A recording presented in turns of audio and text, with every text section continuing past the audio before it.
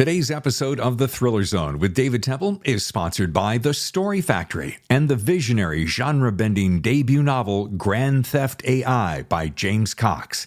The Matrix meets Blade Runner. Grand Theft AI is available now for pre-order from your favorite bookseller.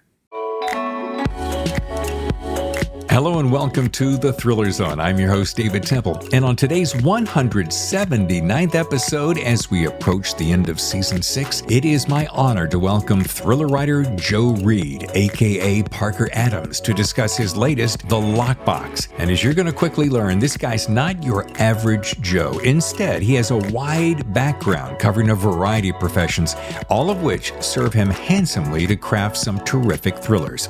And before we get to Joe, please allow me to give you just a little sneak peek of what you can expect for the month of May. Covering the next 3 weeks, we have 3 of the very biggest thriller writers in the world today, starting with next week's guest, James Cox, author of Grand Theft AI. Imagine this, The Matrix meets Blade Runner. Oh, yeah. And that's followed by the enormously talented Eric Rickstad and his amazing book, Lilith. And folks, I dare you not to read this book. And finally, we wrap the month with one of the supreme thriller writers in the entire world, the lovely, the talented, the ever so kind and gracious Edgar winner, Jeopardy champion, and my dear friend, Meg Gardner. She'll be here to launch her latest in the unsub series, Shadowheart. Whew, now that's a May. All right, now let's get to it with our new guest, Joe Reid. Welcome to the Thriller Zone, Joe Reid. Thank you so much for having me. It's great to be here. I want to say Parker Adams. Yeah. And I want to drill down on that. Sure. We're talking about, of course, The Lockbox, which is a fun read and so novel. Thank you. You don't often see a female, I don't want to diminish it by saying locksmith, because this goes well beyond that. Right. Who's a veteran, and can stand her own. So when I saw that premise, I went, well, I'm in. Thanks. Yeah. That's great. So I want to know, and I always say to myself, oh, I kind of pride myself on not asking the stupid questions. But because people will go, hey, where do your ideas come from? Well, they come from all around us because that's what we do. Yeah. But that's specific. It's such a specific idea. Yep. Where'd that come? A variety of different places. So this book is my 4th book. I was coming off the Seth Walker series, which is all about an air marshal. Yes. Takeoff was the first book. It came out in 2018. But air marshal, sort of masculine character, high action, that kind of stuff. 3 books. 3rd book comes out about a week after the world shuts down. And so I've got a main character who's all about flying on planes and being in big crowded airports. Right. And that doesn't exist anymore. No And so I'm sitting home, what do I do now? And so I was a big heist movie fan. Yeah. Ocean's 11, Thomas Crown Affair, all that stuff. Yeah. And so I'm watching empty freeways and people running around in masks. I'm like, if you were going to pull off a really big crime, now would be a great time to do it. Perfect. So what does that look like? Yeah. And you start ruminating on that, right? And okay, if it's going to be a heist story, who's involved? And so who's the main character? And I like having main characters who are a bit outsiders to their industry. Yeah. Walker, the air marshal, he's not former law enforcement. He was an electrical engineer. And so he came kind of sideways to this career, and that makes him sort of an outsider, and he looks at things differently. Yeah. And Monna in this book, I mean, she's a safecracker, and she's a woman in a very male-dominated industry. She was a vet in a very male-dominated industry. And so she's got some unique outsider status because of all that. Now, when I saw her name, Monna Locke, I went, now, did Joe, a.k.a. Parker, plan that? Uh-huh. The fact that the name is synonymous with the profession? Yeah. I mean, as you read into the book, you figure out that it's an assumed name that she's got, right? Because she's protecting her real identity. It is very on the nose, but it's on the nose on point. Yeah. Well, I also want to ask, you are now the first, second, third pen name author that has been on my show Oh, really? Okay. inside the last 60 days. And we're quickly approaching 3 years. And I think only a pen name occurred one other time. So Okay. it's kind of odd, which always launches this great conversation about, oh, pen names or not pen names. Right. And what was your thinking behind it? I'm just curious as a professional. It was publisher's choice. They wanted it. Oh, I think the rationale is that it's a very different series. It's a very different character.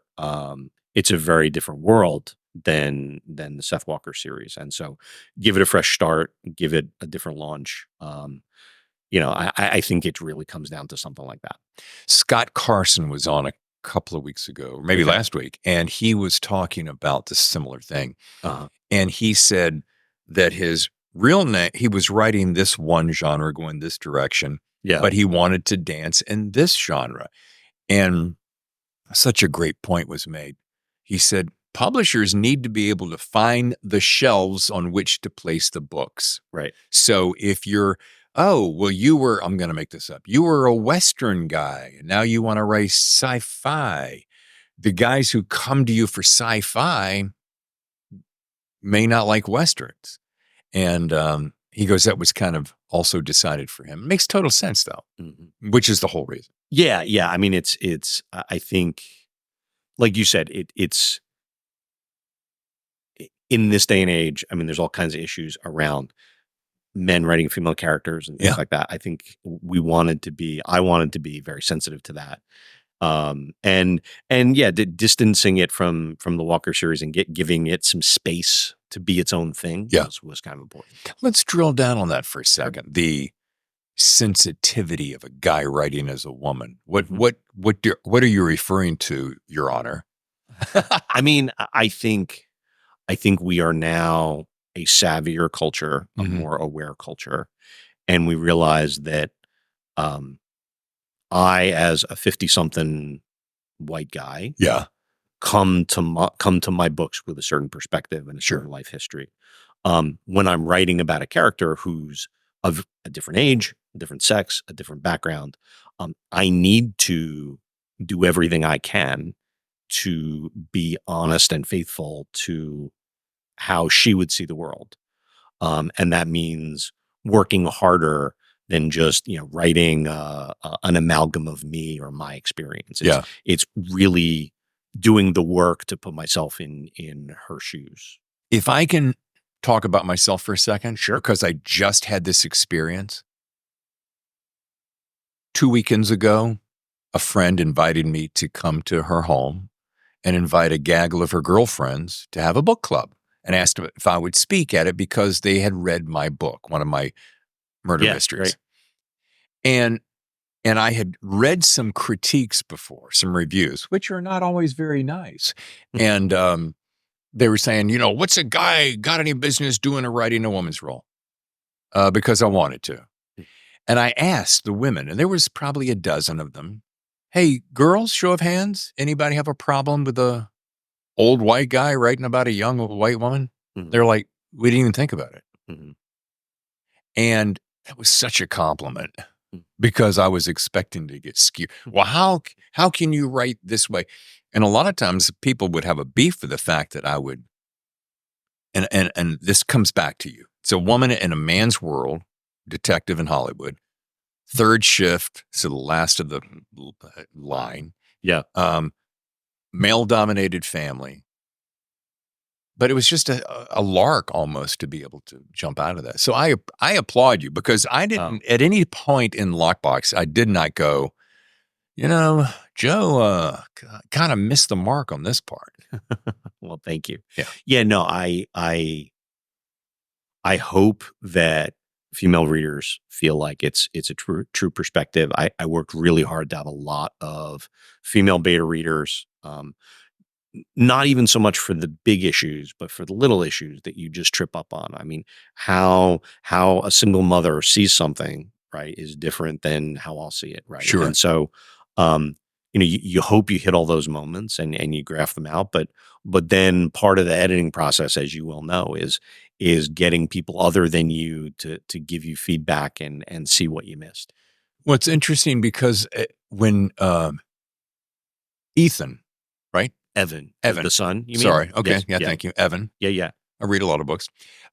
Evan, the way you nailed the relationship between the mother and the son, dead on. Oh, thank you. And I was like, that's where I got lost or lost myself in the fact that it was a guy writing this, just to make a finer point. And so the sensitivity and the yearning and the way he's kidnapped and at one point, and that's not giving anything away, and gets reunited. It had a very strong, and I hope this is the right thing to say, a very strong feminine feel to it. I hope so. Yeah. I mean, it's one of those things. I mean, I think, and you'll know this as well as anybody, as a writer, I think you're most successful when you can tap into the stuff that's really universal.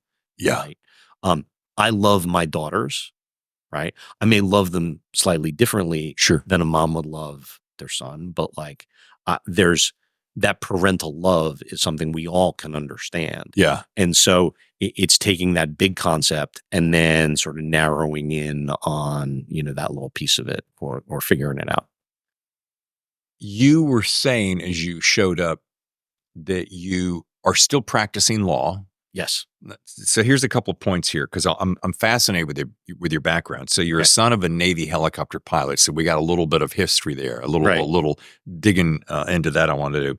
Okay. You've chased great white sharks as a marine biologist. Yep. Right. We could probably spend about a half hour there. Sure. And now you're a patent lawyer who litigates big buck cases for high-tech clients. Yes. Let's go in reverse order. What's that? What's your daily? Because you showed up in a suit, and I'm like, oh. But you said you went and got dressed up for the event. So California law firms. We're sitting here in San Diego, right? Right. As I learned 25 years ago when I came out here to be a lawyer, California law firms are more laid back than New York and DC. We don't wear. When I started, we wore suits 4 days a week, business casual on Fridays. Right. It has gradually loosened over the years. And Sure. and now, it's jeans and golf shirts and stuff like that. When I want to go see a client or when I do book events, frankly, like I want to be respectful of the folks that I'm talking to. And so I dress more like I'm going to court. Yeah. So next time you're on the show, you can do more of this action. And usually I'm in flip-flops, but I had to move around, so I had tennis shoes today.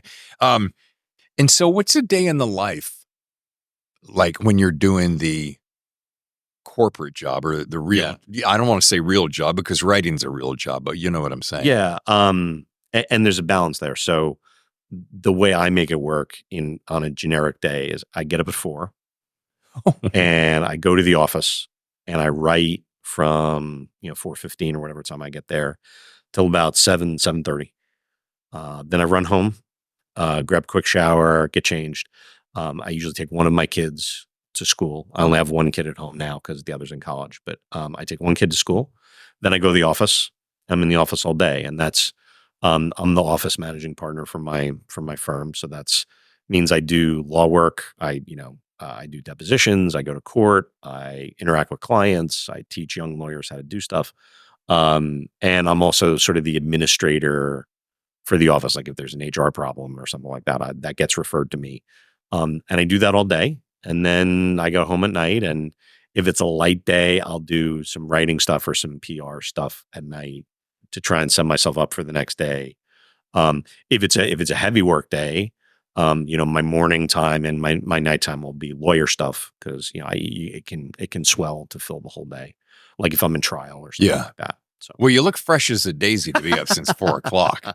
Thanks, I appreciate that. But it's so funny. You mentioned Don Winslow, which we did our interview right in that room over there when he was here, and he is one of the first guys that he said. I remember hearing this several years ago before we became good friends that.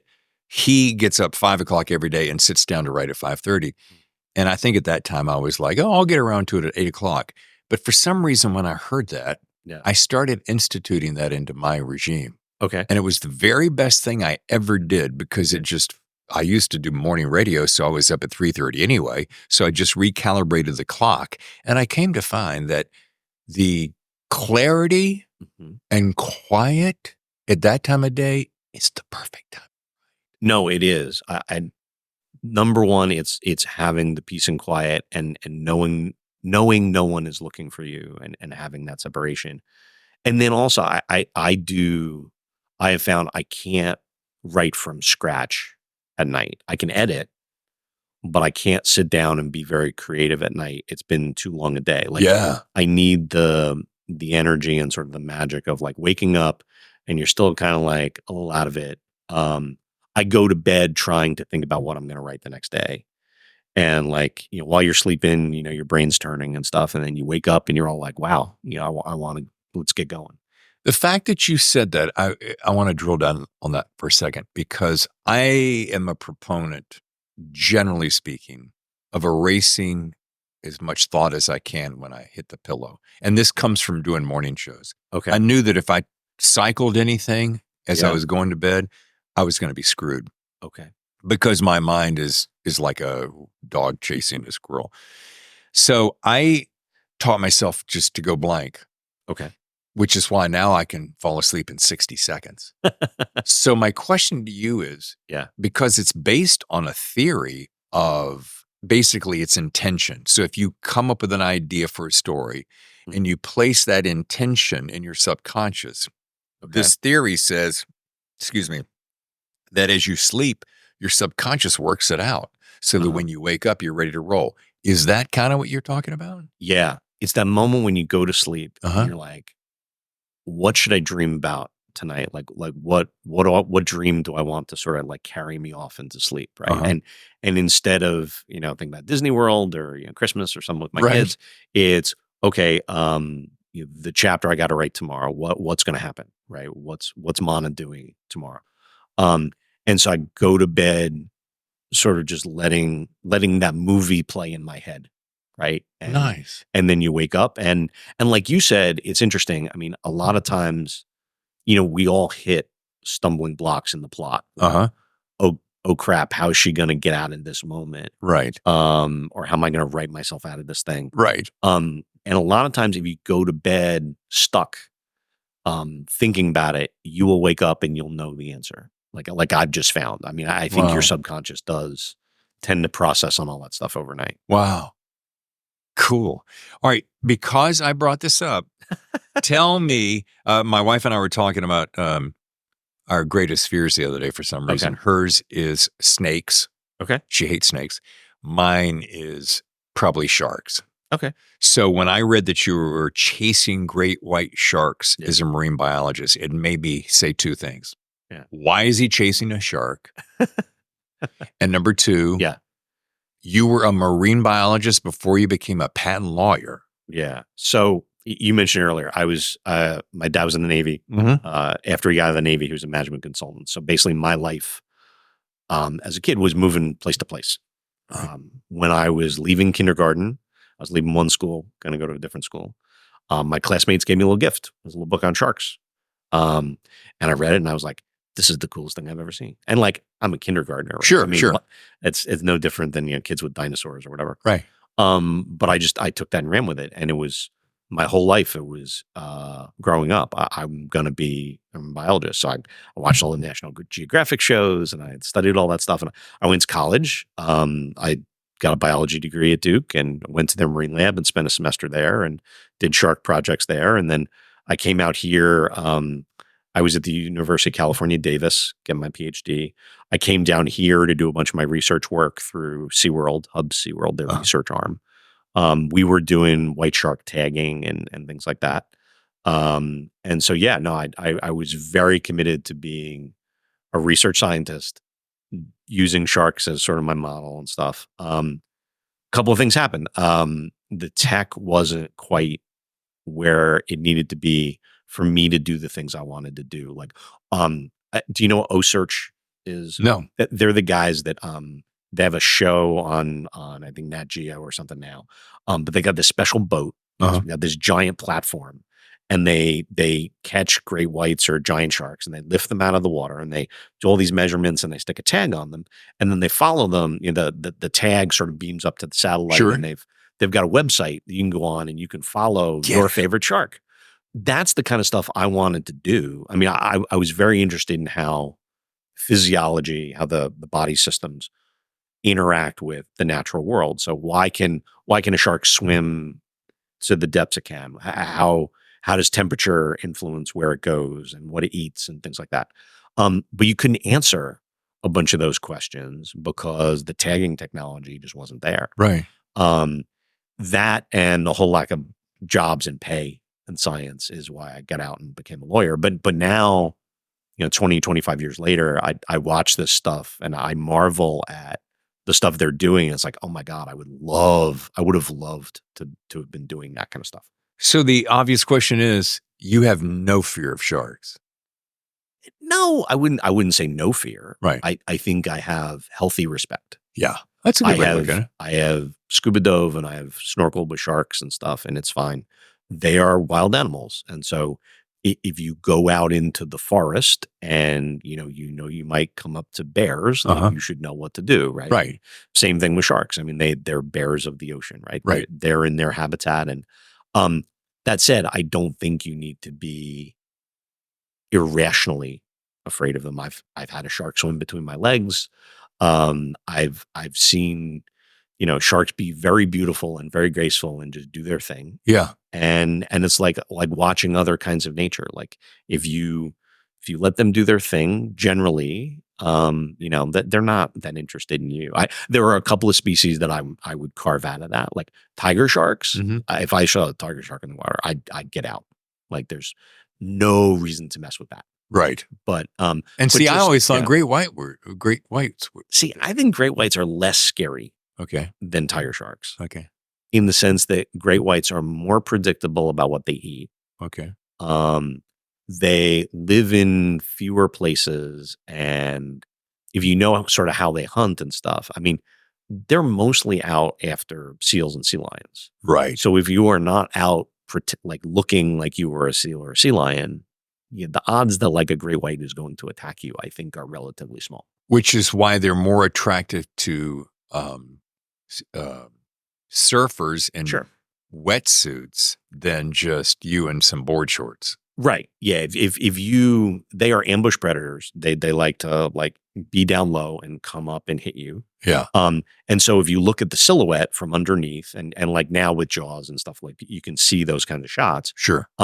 Yeah. A surfer on a board, right, paddling, right, looks a lot like a sea lion at the surface. Yeah. And so yeah, you kind of can't blame a shark for thinking, oh, it's a sea lion all by itself. Now, it always makes me laugh because you read these articles, right? And it's like brave surfer escaped, brave swimmer escaped great white shark. It's like, no, the shark let you go. Yeah. Okay. You didn't escape so much as they let you go.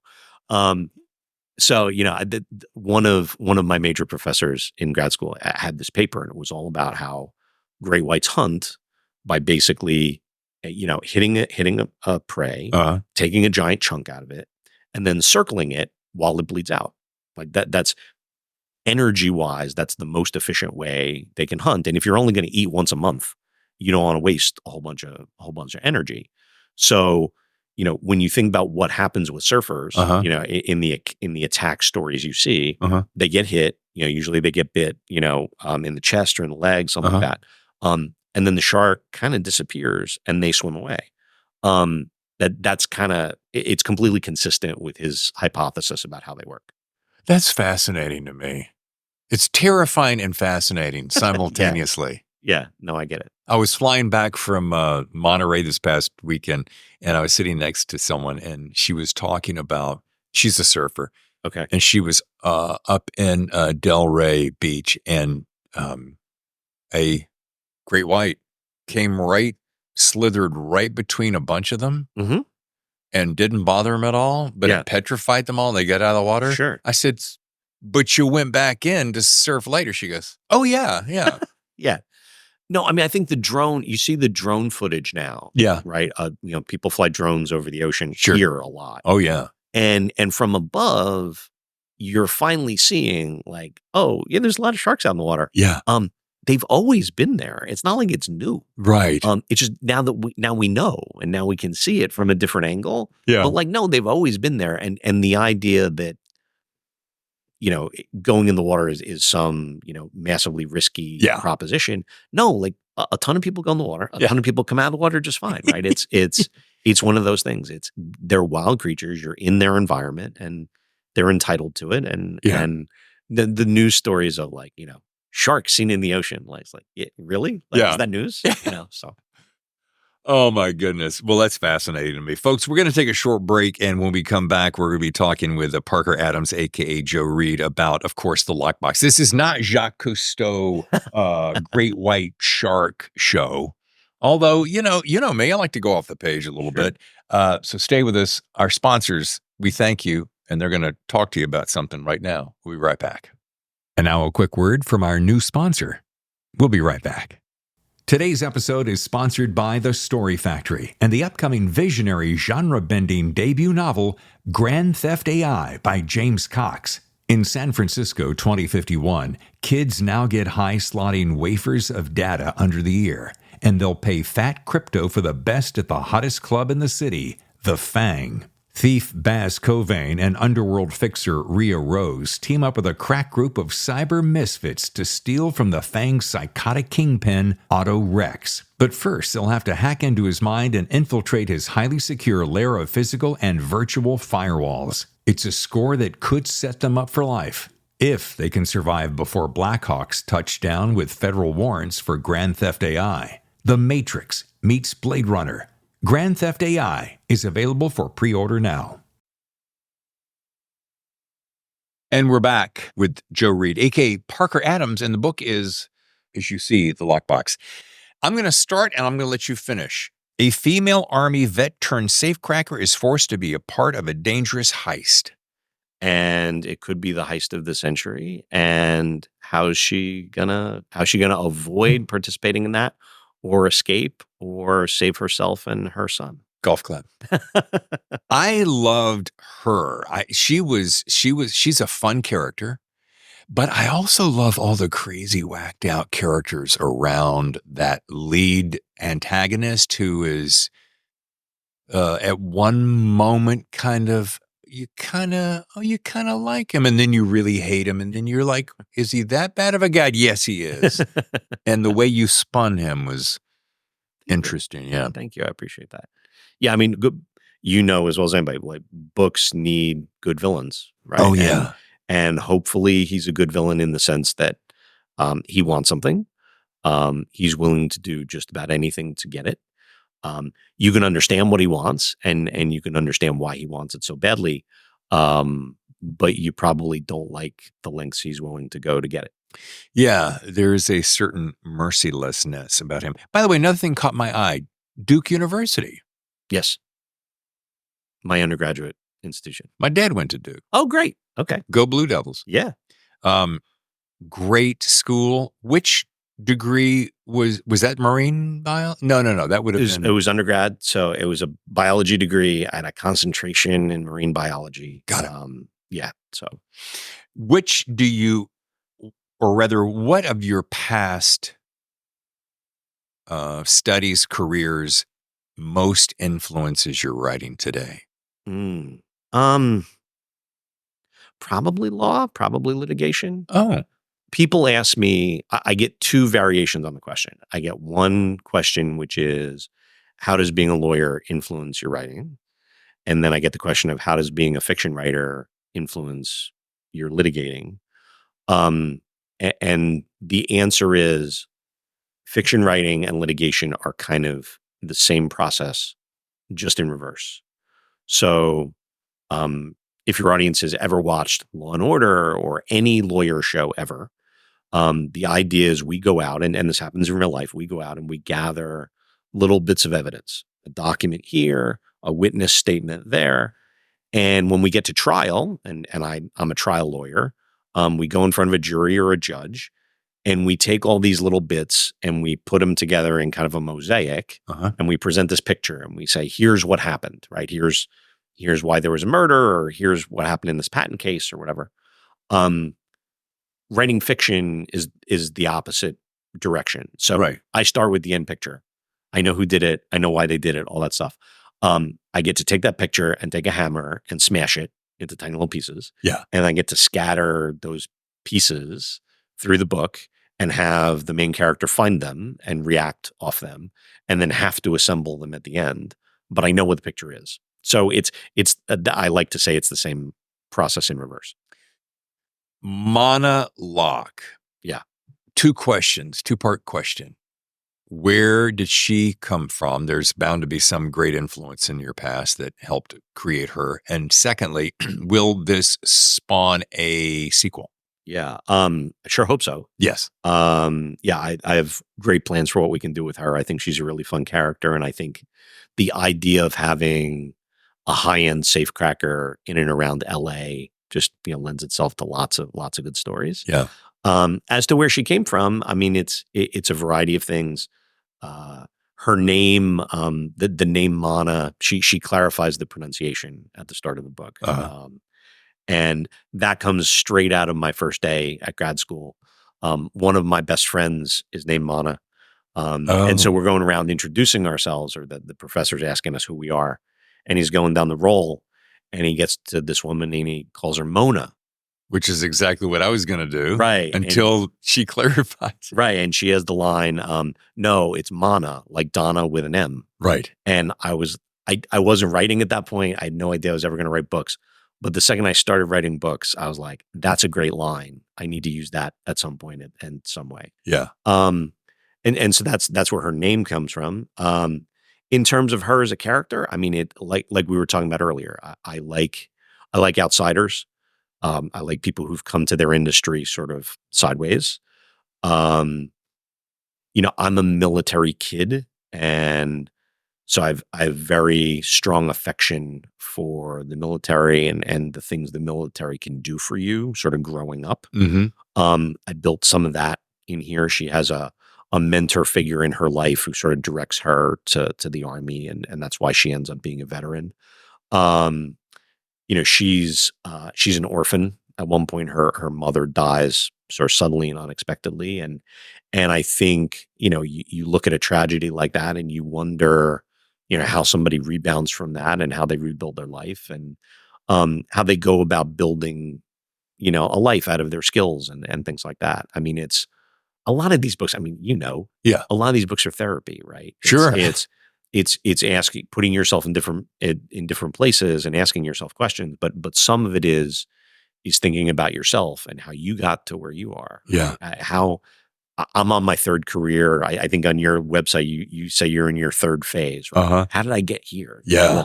Well, I did this thing, and then that led to this thing, and then that led to that thing, Yeah. and I think when you're building complex characters, you try and do that same process. It's interesting how much homework you've done on me, because you just referenced, that's about the third reference you've made that shows me that you did some homework on me. Well, yeah, no, Yeah. if I'm going to come on your show, I want to know about you and what we have in common and stuff like that. And I think that was one thing that certainly caught my eyes. We've both migrated through different phases, doing different things.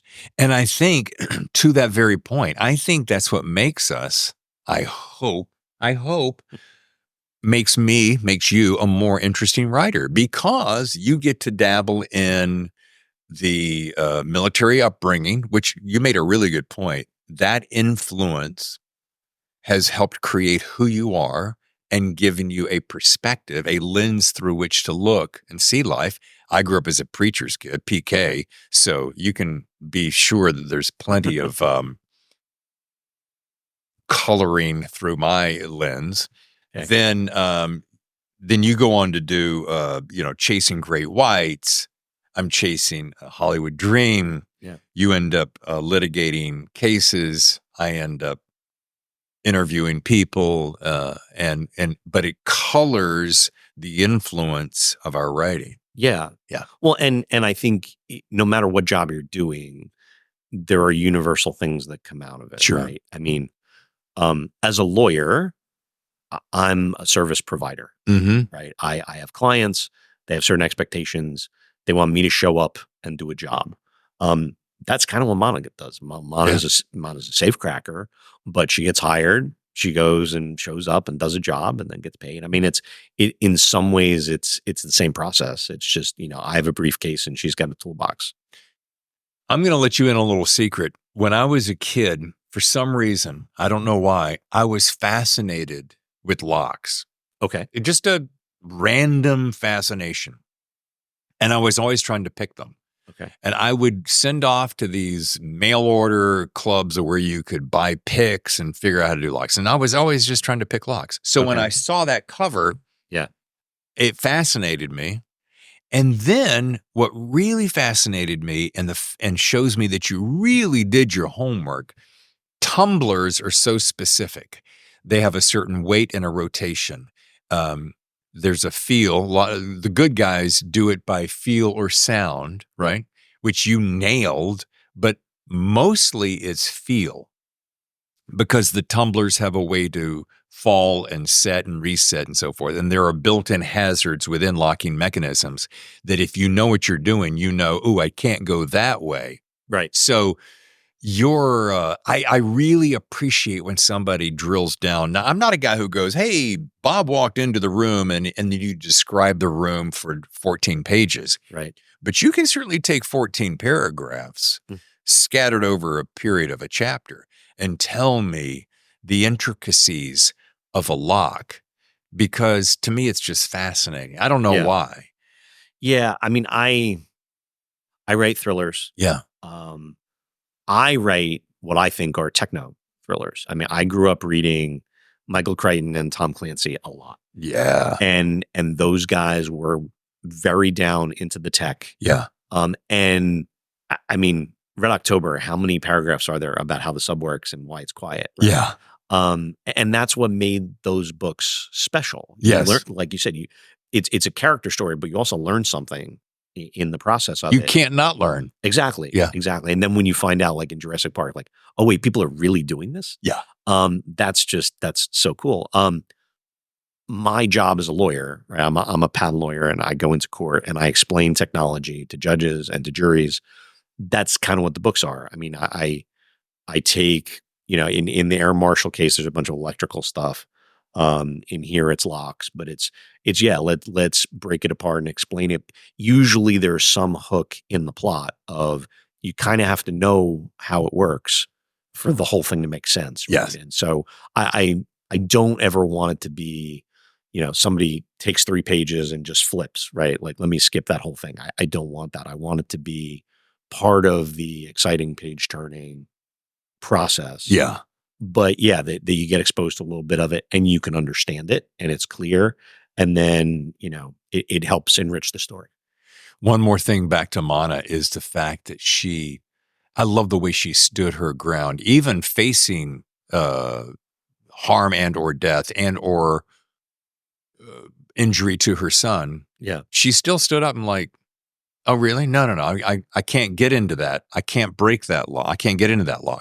Mm-hmm. Now, some of that was bravado. Some of that was bluffing to buy some time. But I appreciated that. Oh, thank you. Yeah, no, I like that moment. She's an interesting character because she is proud. She has a temper. But at the same time, when she's in this vulnerable situation, she knows she can't fully unload. Right. Right. She has to be careful around these people because of herself and her son.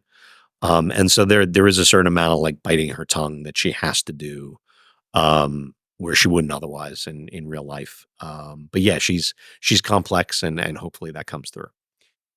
I'm curious about something, having listened to you talk about 3 different careers. If tomorrow, let's say Lockbox, the Lockbox, becomes a New York Times bestseller, just skyrockets, or the sequel does such. Yeah. And you're able to make the kind of living that you go, I'm not going to do a patent attorney anymore. I'm just going to let that go. Would you miss that?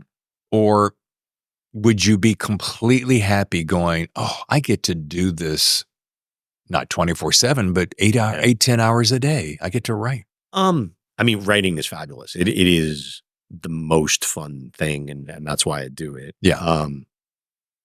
it's one of those things that I have come to like, I can't live without. Like I have to do it. Yeah. I have friends who are runners, right? Who are marathon runners, Sure. and they joke like I can quit anytime. Yeah. That's the way writing is. Like I do it every day. Um, there are certainly things I would miss about being a lawyer if I wasn't a lawyer anymore. There's things I miss about science, not being a scientist anymore. Right. Um, you know, a lot of the best parts of being a lawyer are camaraderie. Yeah. It's about relationships. It's about you go into trial and you're with this team and you're up against this other team, and how do we win? Right. I mean, we're fighting each other literally, and figuratively. How do you work with your team to get the right result? There's also, a certain amount of in the adversarial process, just squaring off against a witness, squaring off against opposing counsel. Um, there's a certain competitive adversarial thing that you work out doing those things. It can be negative and it can be destructive and it can be too much at times. But there's a certain amount of, I don't know, like I don't know if you play sports or something like that, but I think there's a certain amount of that competitive itch Oh, sure. that the lawyers miss when they're not doing it. Yeah. If that makes sense. It's so coincidental, or is it, that this past weekend, my wife works for an attorney. Okay. And so we went to a convention. It was nothing but a room, 170 attorneys. And that's an interesting energy to be around. I can't say that I've ever been in this situation, but there is the camaraderie. I noticed a couple things: the camaraderie, the competitiveness, and then the analytical nature of their minds. I was sitting around a dinner table, and they were talking about this. This is based upon fire, California fire. So these are fire attorneys. Okay. And listening to the analytics, the way they can walk into situation and see it, analyze it, break it down, research it, then go into court, represent it, was fascinating to me. And I see that in you. And I can imagine how that analytical nature does such great service for books. And of course, it then says to me, based upon the question I just gave you, you could spin off an attorney. I mean, I think John Grisham had a pretty good career that way. He did okay. Yeah, he did all right. Where you could utilize some of this background in an attorney's world, besides Monna, of course, in case you needed to do another series, when you get that huge check and get to do this full time. Yeah, from your lips to God's ears. Yeah. You know what I'm saying? Yeah. By the way, I've been trying to place the accent. I was either going Chicago or New York. My accent changes is the short answer. So I was born in New Jersey. Okay. My extended family is from New Jersey, outside New York City. There you go. But I lived all through the South and I lived out West. And so if I'm in the South a lot, more of my y'alls come out. Yeah. Stuff like that. So yeah, it's sort of all over the place.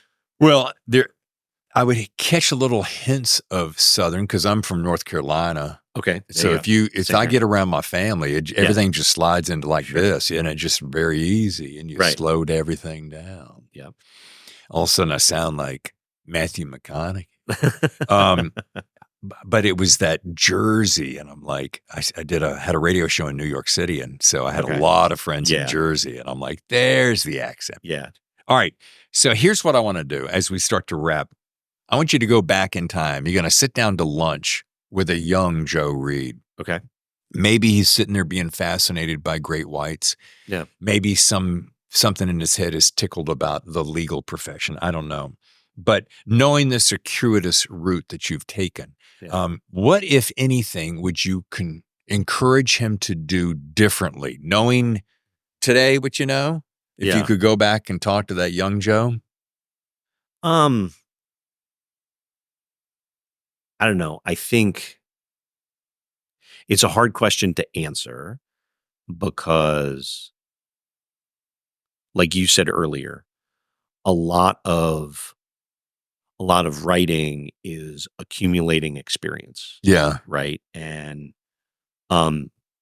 some people could look at like, well, you kind of washed out as a scientist. You really finished that, Yeah. right? But it's an experience, Mhm. right?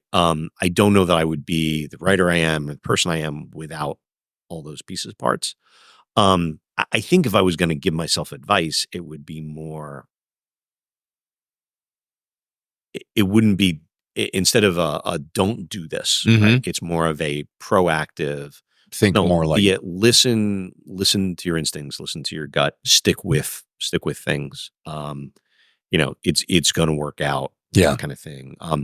Like I was listening to your interview with Winslow, Mhm. um, and he talks so extensively about all the rejection he faced and Oh, yeah. overcame and all that stuff, and the persistence and determination he showed is just, I mean, remarkable. And Yeah. so I think we all need, voices in our heads sort of encouraging us to keep going and stuff like that. So that's more of the advice I think I would give myself. I love that. I might start writing sooner. I Yeah. started writing later in life, Yeah. and because it wasn't something I really thought about doing as a career. I was just a fan. I just read a lot of books, Sure. and I thought I was a good writer in the careers that I did. I was a good writer for a scientist. I was a good writer for a lawyer. Yeah. But I kept reading these novels and being like, wow, like that's like the Olympics of writing. Like, can I write like that? Yeah. And that's when I finally gave it a try. I mean, maybe I would have started early or something like that. Going back to that Winslow conversation, that was a highlight of my career. And he gave so much solid advice and such great insights. And his tenacity Sure. is what is so impressive. And and he would say, what did he say? It only took me, 40, 50, 60 years to become an overnight success. Right. Uh, it was an Arctic night. Anyway, it was interesting that the people around him, like the people around us, Yeah. gave us the encouragement we need. Yeah. Yeah. And the reason I asked that question is because I like to see where, if you knew, it's a little bit of if you knew then what you know now, but it's also a little bit because I believe in that we have to. I don't know if you're hard on yourself, but I'm very hard on myself. I'm like, the reason I didn't want to write early on is because I would see a red pen go across my page and I would have this thing in my head that would go, I'm not good at that, so I shouldn't do that. It wasn't until much later. Yeah. It's so funny you say that because, I mean, as a parent, like one of the things I try to do is take lessons from like my life, right, and give it to my kids. Right. Um, the biggest change that happened for me as a writer, the moment I got on the right path was when I stopped having people tell me what was good about the book Yeah. and tell me all the things that are bad about the book. And I talk to my kids about that. Like we're so as human beings, we're so scared of criticism and scared of hearing negative things, Yeah. right? But that's how you grow. Yeah. That's how you get better. And I think if you really want to develop in anything, like my daughter's a volleyball player and plays in college. My younger daughter's a dancer. If you want to do anything like that, you have to seek out the criticism and own it and want it and build it into everything you're doing. I mean, I got to a point like I'd written 2 books, they'd gone nowhere. I was like, is this like Winslow was saying, like, is this ever going to happen for me? Like, am Right. I just going to like toil in my basement and stuff? Right. Um, and I was getting close, like I was sending off queries and sending off pieces of books and like getting little responses back, little nibbles, but nothing serious. And so I was like, I know I need something, but I don't know what the something is. So I started going out and I'd bid on like a critique from an agent or an editor, like for charity. Like sometimes they'll offer it up like, for this blindness charity. Like I'm an editor, so I'll do a 50-page critique or I something like love that. So that. I would get those. What a It'd be great like, idea. tell me all the things that don't work. And gradually it was about, no, I don't, I mean, tell me the things that work so I don't try and change them. Right. But I want to hear all the reasons this stinks. I want to hear all the things that don't work for you, because that's what I need to fix. And if I don't know those things, I can't fix them. Like the biggest thing, you've got a copy of my first book. One of the big critiques I got, I think a lot of writers do this at the start. I'll be interested to hear if you did it too. The first page, first line, first chapter, like where you start, right, is so critical. Yes. Are you starting in action? Are you grabbing the reader? And I was always starting too early. I was like, oh no, you want the context of who this person is and all stuff. Like, no. No. And finally, like I got enough critiques that like slapped me upside the head and were like, don't start there, dummy. Start over here. Yeah. The very first line in the book that sold was, it's like literally in the middle of a gunfight, and like blood hits the main character's cheek. And I was like, when I wrote that, I was like, I'm never going to get the criticism, like you're starting in the wrong place or you're not starting with action. And so, yeah, you can open up to the first line. Everything changed when the blood struck my right cheek. No, and that was like, I was so tired of hearing, oh, you're not grabbing readers with the first line. Yeah. You need to start with action and stuff. I was like, okay. Yeah. But that's what I mean. Like I had to hear that, and I had to absorb it, and I had to take it, and that's what made that line work or that book work and stuff. Start in the middle of action. Totally. So that's takeoff, but Yeah. let me pull out the lockbox Okay. and get this opening line, folks. So hang Yeah. in with me.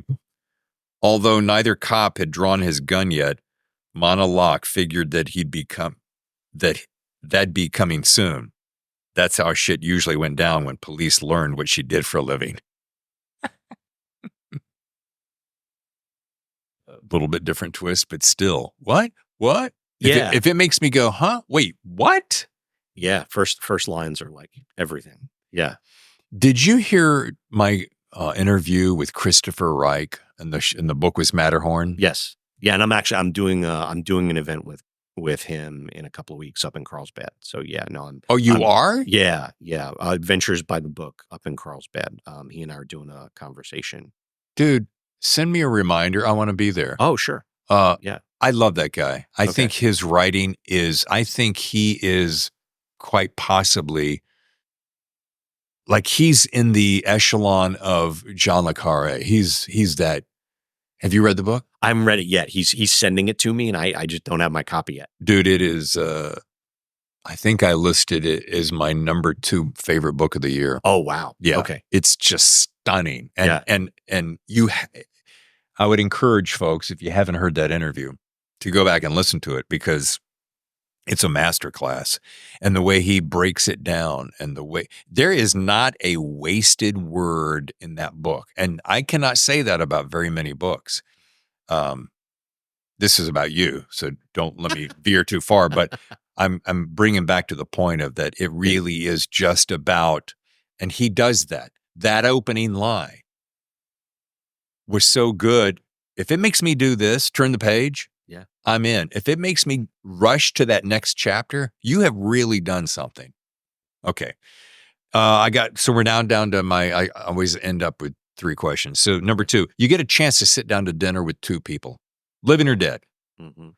and have complete access to their worlds. Yeah. Who would those 2 be, and why? 2 heroes. Dr. Eugenie Clark, who was like a very big shark scientist. Like if you watched all the National Geographic shows I watched, Okay. she was very prominent on that. The Moat Marine Laboratory down in Florida, she founded that and was very involved with that. So I'd want to talk to her. And Teddy Roosevelt. I mean, I grew up sort of reading about him, studying him. He was so fundamental in, I think, the way our country changed and grew. And he had so many interesting chapters in his life, like you and I were talking about. Sure. A guy who is, a Rough Rider, Yeah. and, Secretary of the Navy, and like president, and Yeah. I mean, all these different things. That would be very cool. Not to get political, but you just said something that sparked an idea. Don't you miss the days? I'm sure there's going to be somebody going to give me some kind of grief about this. The days when your presidents had a vast history of a multitude of backgrounds.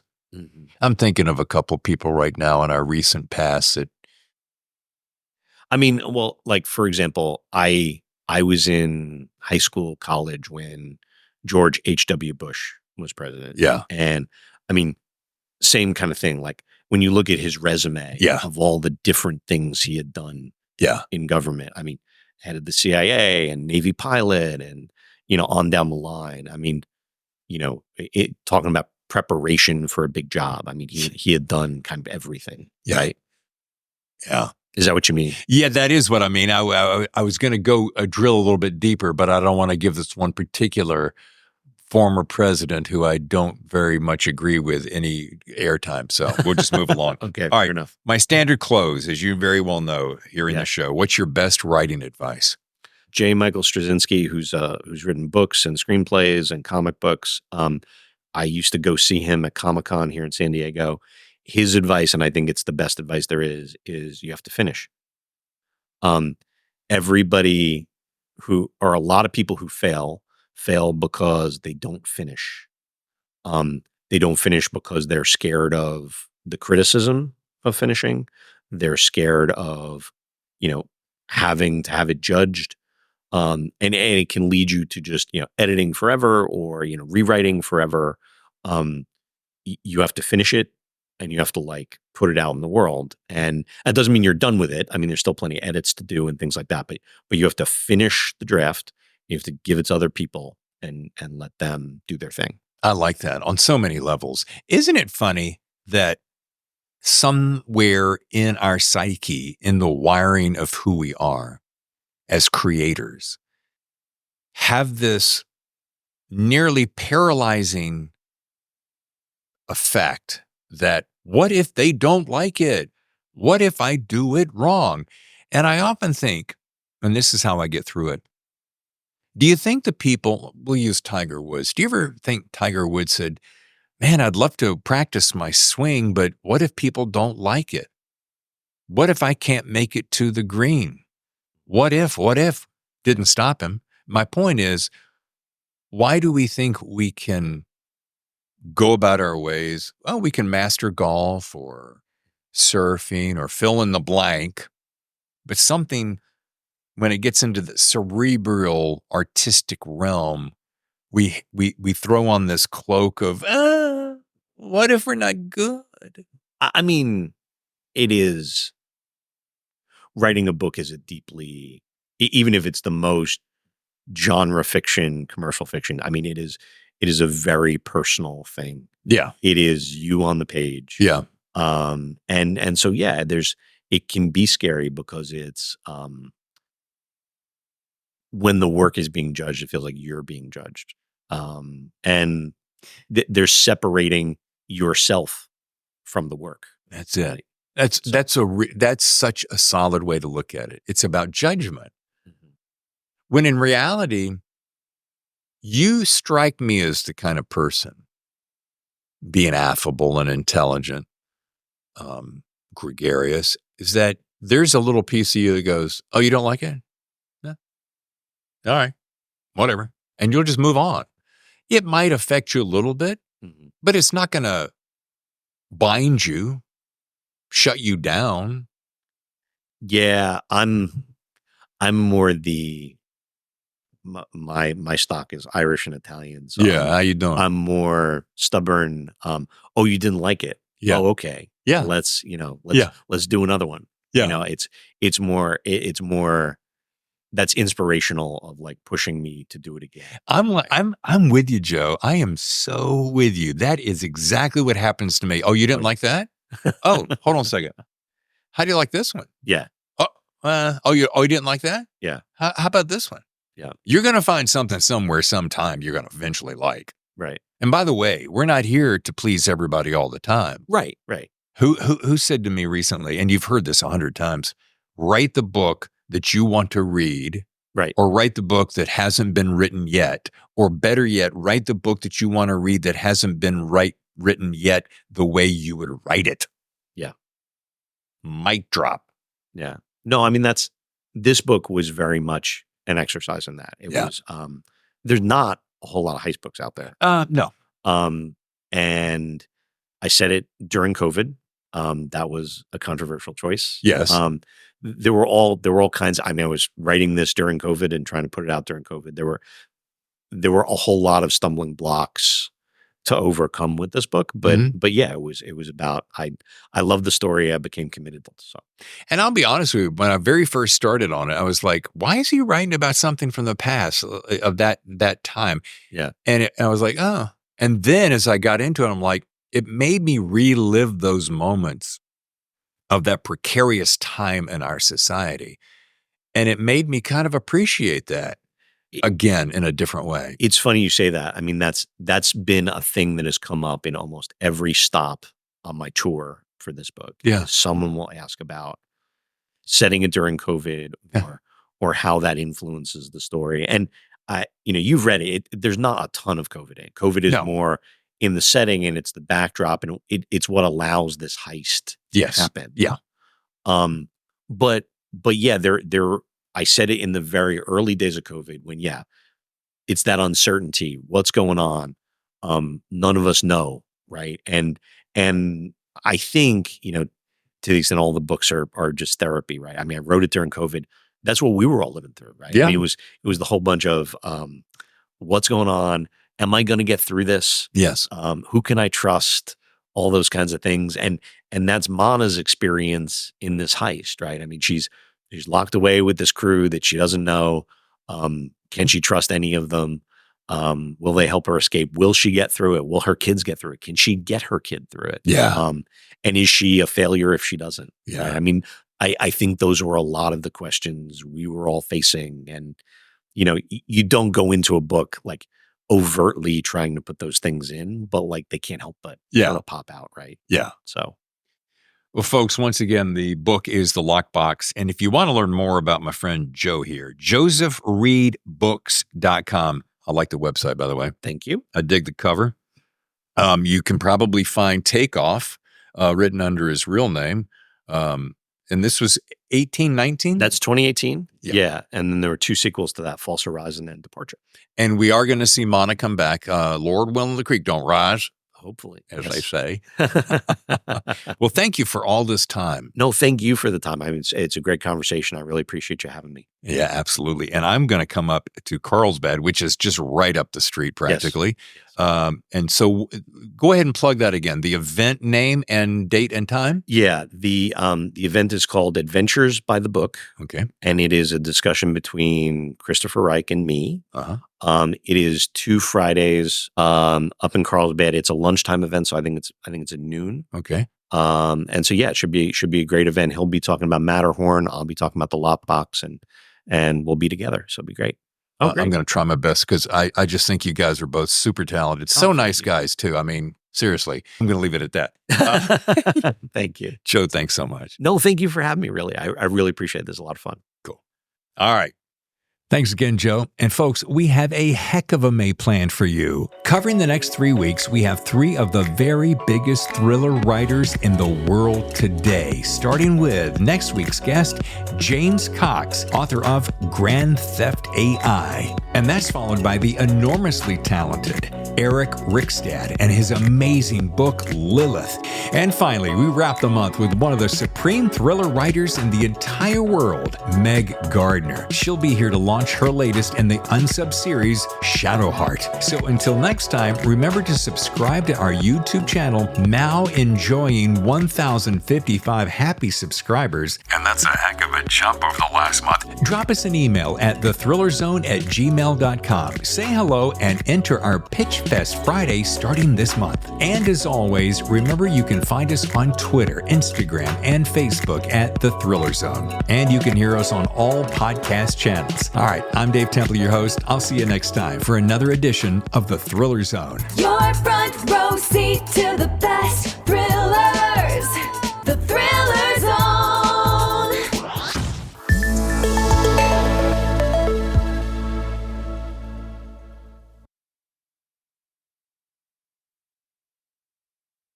The Thriller Zone has been presented by The Story Factory and the visionary genre-bending debut novel Grand Theft AI by James Cox. The Matrix meets Blade Runner.